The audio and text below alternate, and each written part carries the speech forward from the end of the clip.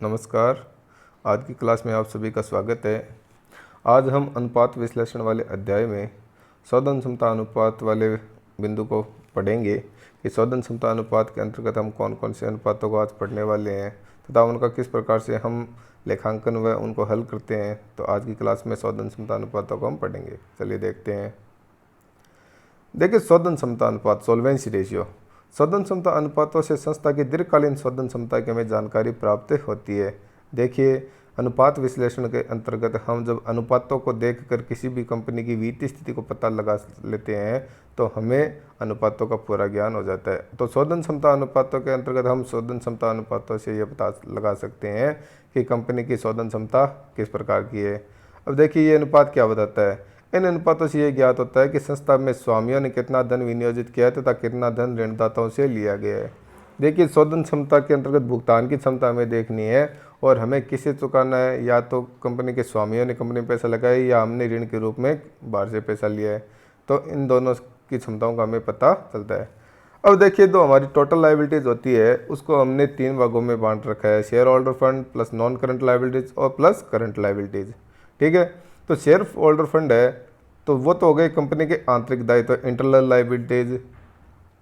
ठीक है, और non current liabilities plus current liabilities हो गए बाहरी दायित्व।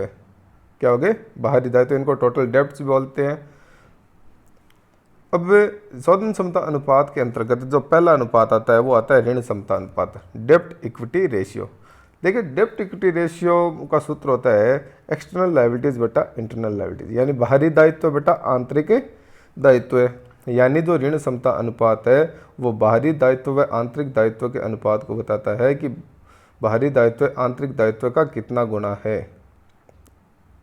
ठीक है, अब एक्सटर्नल इक्विटीज या बाहरी दायित्व के अंतर्गत क्या आता है, तो हमने देखा कि बाहरी दायित्व के अंतर्गत non current liabilities plus current liabilities आता है।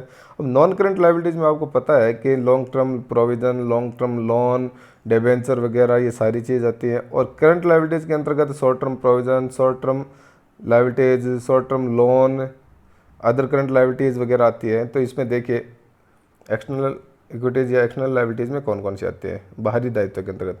लॉन्ग टर्म लोन हो गया, लॉन्ग टर्म प्रोविजन हो गया, बैंक लोन हो गया, डिबेंचर हो गया, शॉर्ट टर्म लोन हो गया, शॉर्ट टर्म प्रोविजन हो गया, ट्रेड पेबल्स हो गया, बैंक ओवरड्राफ्ट हो गया, आउटस्टैंडिंग एक्सपेंसेस हो गया। ये सभी को जब जोड़ देते हैं तो वो बाहरी दायित्व हो गया। और इंटरनल लायबिलिटीज या इंटरनल इक्विटीज आंतरिक दायित्व शेयर होल्डर फंड की बात करते हैं तो इसमें equity share capital, preference share capital, reserve and surplus, security premium, profit and loss का क्रेडिट बैलेंस, यानी जो बैलेंस शीट का लायबिलिटी साइड है उस लायबिलिटी साइड को हम 2 भागों में बांट देते हैं, इंटरनल लायबिलिटीज और एक्सटर्नल लायबिलिटीज।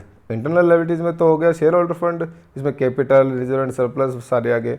और बाहरी दायित्व में non current liabilities plus current liabilities दोनों शामिल हो गए। ठीक है, दूसरा आता है स्वामित्व अनुपात।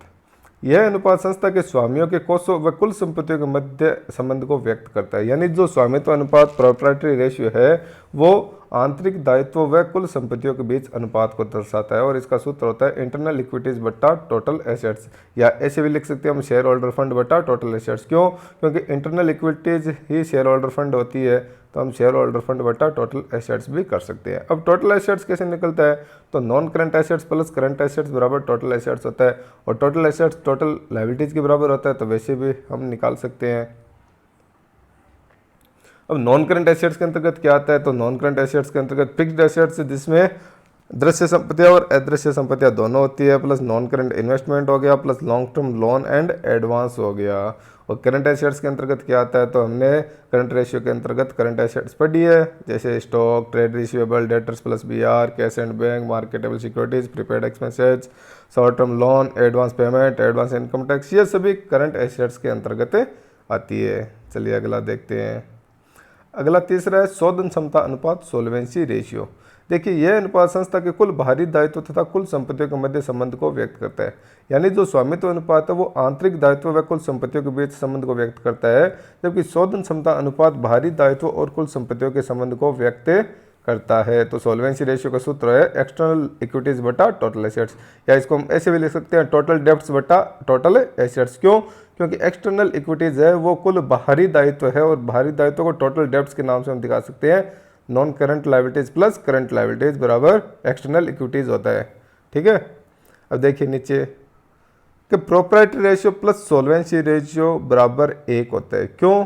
क्योंकि प्रोप्राइटरी रेशियो है वो स्वामित्व अनुपात है और सॉल्वेंसी रेशियो है वो बाहरी दायित्व का अनुपात है, एक्सटर्नल इक्विटीज का अनुपात है। और जब इन दोनों को जोड़ते हैं तो वो टोटल लायबिलिटीज के बराबर होता है और टोटल लायबिलिटीज होता है टोटल एसेट्स के बराबर। यानी जब हम प्रोप्राइटरी रेशियो और सॉल्वेंसी रेशियो की जोड़ लगाते हैं वो जोड़ 1 के बराबर आनी चाहिए। ठीक है, अब देखो नीचे मैंने लिख भी रखा है कि टोटल एसेट्स बराबर टोटल लायबिलिटीज होता है और टोटल लायबिलिटीज बराबर external liabilities plus internal liabilities. External liabilities solvency ratio दिखाता है और इंटरनल लायबिलिटीज है वो प्रोप्राइटरी रेशियो दिखाता है। और टोटल एसेट्स कैसे निकलता है? Non current assets plus current assets और टोटल एसेट्स बराबर होता है टोटल लायबिलिटीज। चौथा है ब्याज व्याप्ति अनुपात, इंटरेस्ट कवरेज रेशियो। देखिए इंटरेस्ट कवरेज रेशियो ब्याज व्याप्ति अनुपात को इसे ब्याज आवरण अनुपात व ऋण सेवा अनुपात के नाम से भी जाना जाता है। तो यदि प्रश्न आ जाता है ब्याज आवरण अनुपात निकालिए या ऋण सेवा अनुपात निकालिए तो हमें ब्याज व्याप्ति अनुपात की ही गणना करनी है। ठीक है, अब देखिए यह अनुपात क्या बताता है? यह अनुपात कर तथा ब्याज से पूर्व लाभ तथा दीर्घकालीन ऋणों पर ब्याज के मध्य संबंध को प्रकट करता है। यानी profit before interest and tax तथा जो लॉन्ग टर्म इंटरेस्ट है, लॉन्ग टर्म लोन पे इंटरेस्ट है, उनके मध्य संबंध को प्रकट करता है। और यह अनुपात बताता है कि संस्था के लाभ स्थायी ब्याज की तुलना में कितना गुणा है। यानी जो संस्था के द्वारा कमाया गया लाभ है वो चुकाए जाने वाले ब्याज का कितना गुणा है। तो इसका सूत्र होता है इंटरेस्ट कवरेज रेशियो बराबर profit before interest and tax बटा फिक्स्ड इंटरेस्ट चार्जेज। और इसका जो आंसर आएगा उसके साथ टाइम्स लगेगा। क्यों? क्योंकि हमने देखा कि ये अनुपात बताता है कि संस्था के स्थायी जो लाभ है वो स्थायी ब्याज की तुलना में कितना गुणा है। तो इसके आंसर के साथ टाइम्स लगेगा। और जबकि ऊपर वाले डेब्ट इक्विटी रेशियो, प्रोप्राइटरी रेशियो और सॉल्वेंसी रेशियो के साथ अनुपात में 1 लगेगा। तो ये हमने सॉल्वेंसी रेशियो के अंतर्गत आने वाले 4 अनुपातों के बारे में पढ़ा कि 4 अनुपात कौन कौन से है। डेब्ट इक्विटी रेशियो है, प्रोप्राइटरी रेशियो है, सॉल्वेंसी रेशियो है, इंटरेस्ट कवरेज रेशियो है। ये सारे शोधन क्षमता अनुपात के अंतर्गत आते हैं जो किसी भी कंपनी की शोधन क्षमता को बताते हैं। तथा इन अनुपातों के द्वारा हम ये पता लगा सकते हैं कि संस्था में आंतरिक दायित्व कितने हैं और बाहरी दायित्व कितने हैं। तो आशा करता हूँ कि ये सभी सूत्र है वो जानकारी है वो आपके समझ में आई होगी। और ये वीडियो आप अपने साथियों के साथ करें, शेयर करें ताकि उनके भी समझ में आ सके।